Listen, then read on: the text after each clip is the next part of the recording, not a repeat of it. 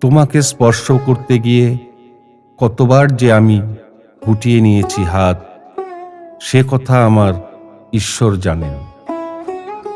তোমাকে আমার ভালোবাসার কথা বলতে গিয়েও কতবার যে বলিনি, সে কথা আমার ঈশ্বর জানেন।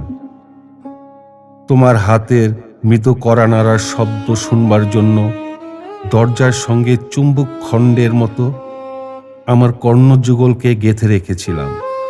কোনো নির্জন মধ্যরাতে তুমি এসে ডেকে বলবে, এই ওঠো, আমি এসেছি। আমি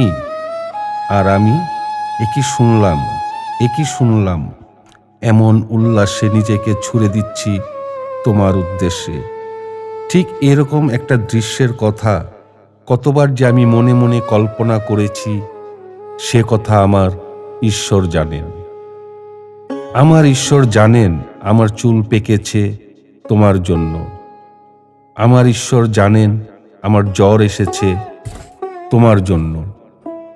আমার ঈশ্বর জানেন আমার মৃত্যু হবে তোমার জন্য।